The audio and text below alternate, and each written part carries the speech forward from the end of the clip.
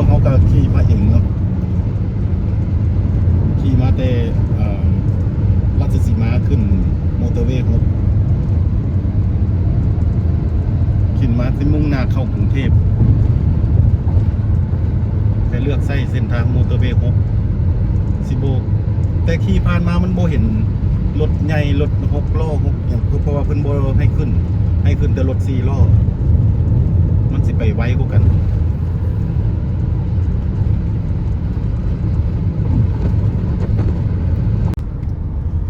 ตอนนี้เขาก็ใช้เส้นทาง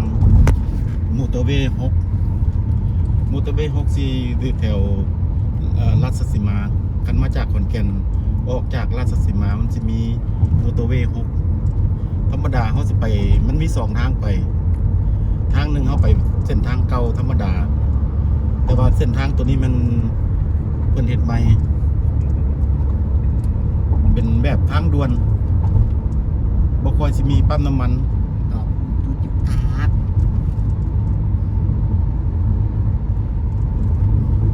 คันกับสิเว้ากันแม่นทางด่วนบ้านเฮานั่นแหละ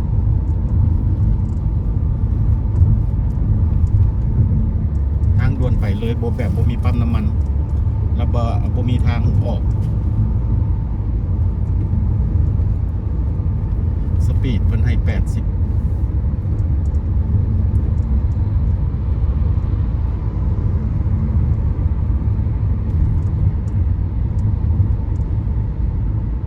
เส้นทางเทิงนี้มอเตอร์เวย์6ที่สิไปได้ไวก่อนแล้วก็ง่ายก่อนมันสื่อ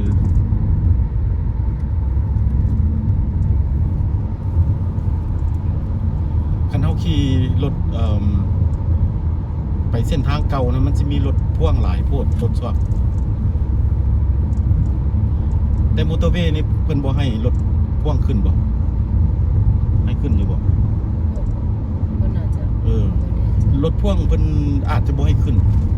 รถทรัคใหญ่เพิ่นอาจจะบ่ให้ขึ้นมันจึงค่อยไปถ้าผู้ใดอยากขี่ไวไปทางด่วนไวต้องไปเส้นทางมอเตอร์6เด้อมอเตอร์เวย์6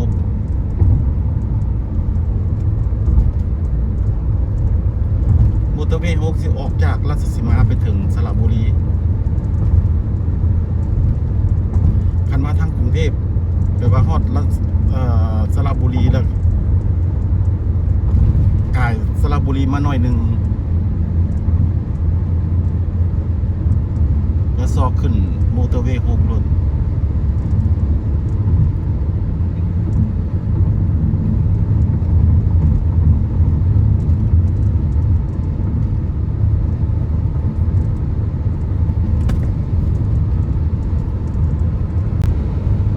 เส้นทางนี้วิวก็สวยเส้นทางก็ค่อนข้างละเอียดแล้วก็ซื่อบ่ค่อยมีรถใหญ่รถพ่วงมาปน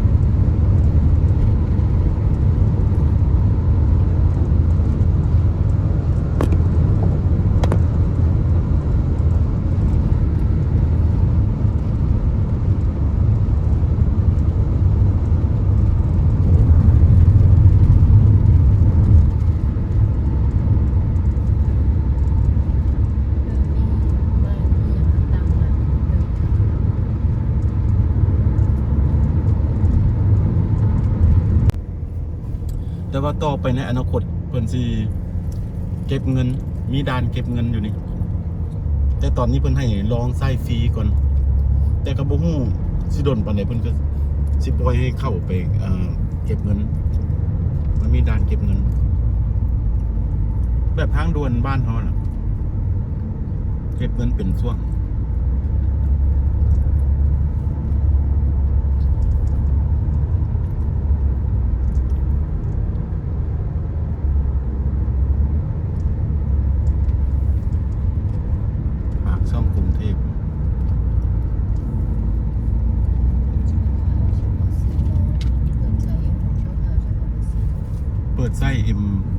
6สัวขาวสำหรับ4ล้อเพิ่นบ่ให้รถ6ล้อผ่านท่านผู้ใดได้มาทางนี้ต้องลองมาขึ้นเบิ่งมอเตอร์เวย์6เพราะว่าสิไปได้แบบบ่มีรถใหญ่รถหยังปนสิไวกว่ากันมันสิราชสีมาถึงสระบุรีคันมาทางกรุงเทพสระบุรีถึงราชสีมาแต่ก่อนสิขึ้นก็ต้องได้ใส่น้ำมันก่อนเด้อเพราะว่าเทิงนี้สิบ่มีปั๊มน้ำมัน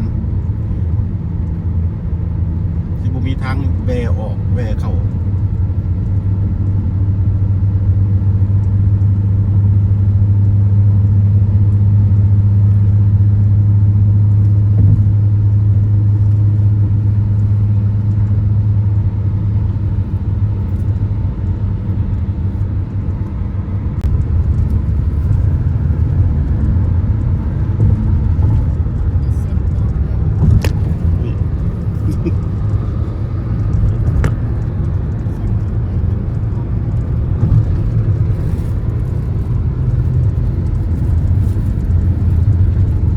แสงตะวินมันถือกล้องเอานะมันจะ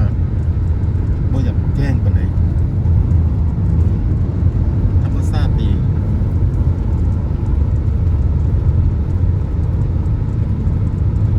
ภูนี่สิแม่นภูเขาใหญ่ภูแถวนี้มันใกล้ปากช่อง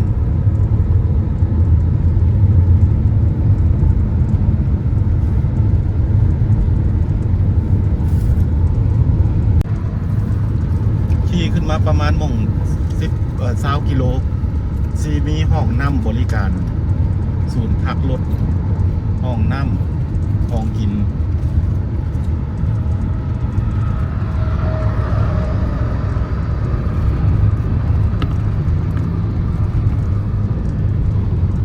แต่ปั๊มน้ำมันโบเห็น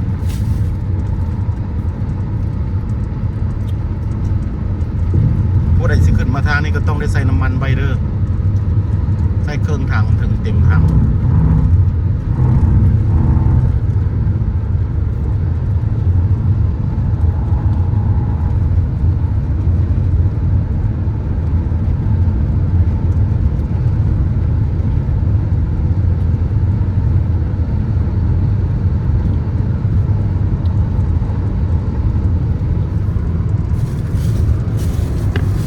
ธรรมชาติทั้งอ้อมข้างมันก็งามภูเขา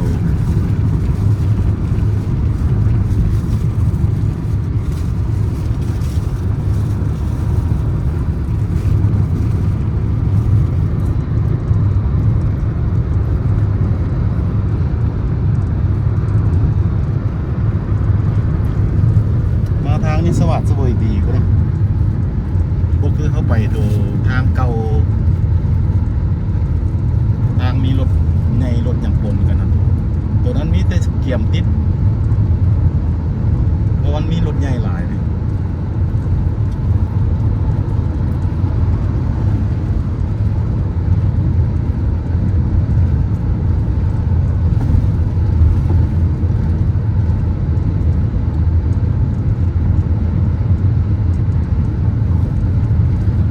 วิดีโอก็บ่อยากแจ้งปานใดเด้อเพราะว่ามัน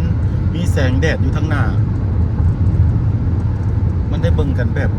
ถึกแสงมันต้องใส่เลนมันจะอาจจะมืดบอนนี้มันจุดไฮไลท์นี่มันสิเป็นแบบสะพานไปแบบเส้นทางลอยฟ้านี่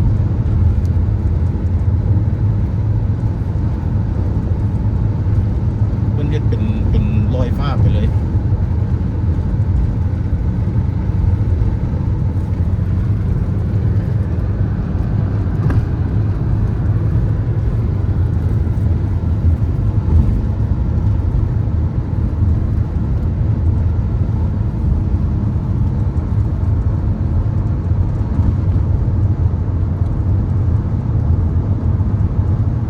เสียที่แต่แสงแดดมันต้องแล้วมันเห็นมืดๆนี่นะตอนแสงแดดหลับนี่มันเห็นแจ้งอยู่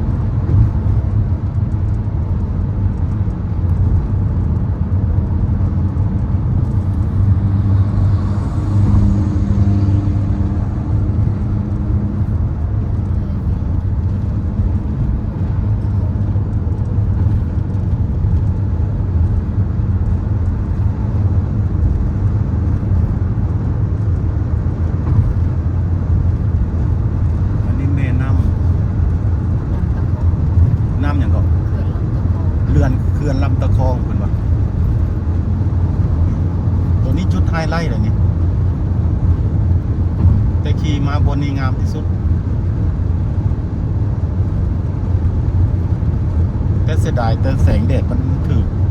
หน้ากล้องมันเลยโบใสมันเลยมันอยากมืด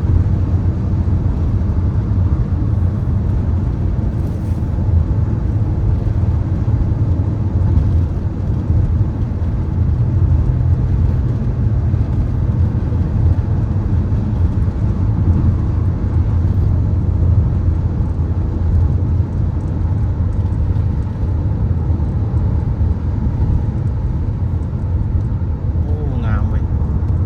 เขื่อนลำตะคองเนี่ย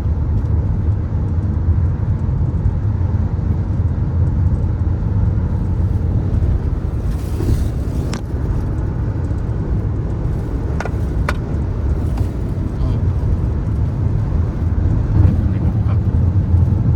มันเห็นบ่สูง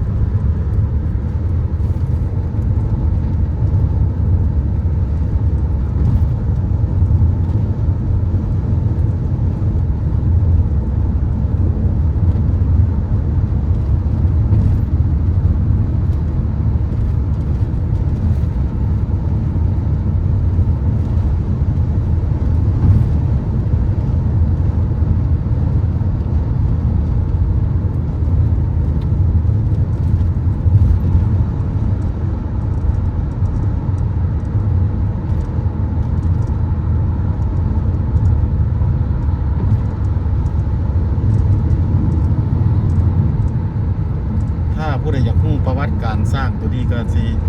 ใส่ในกล้องคลิปไว้ให้เด้อเบิ่งเด้อแล้วก็กวดเบิ่งอินโฟเมชันอยู่ตามอยู่ description นั่นแหละโอ้ยตื่นเบิดเลย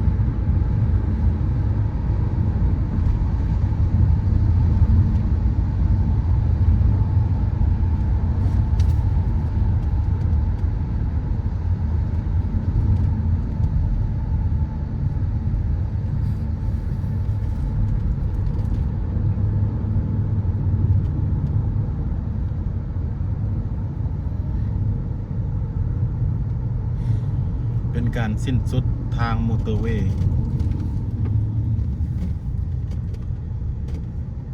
เป็นจะได้รสชาติ